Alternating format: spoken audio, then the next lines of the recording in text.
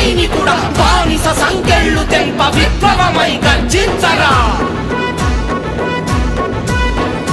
ఉడుకుతోంది ఉక్కు నరం, ఉరుముతోంది హక్కుగళం.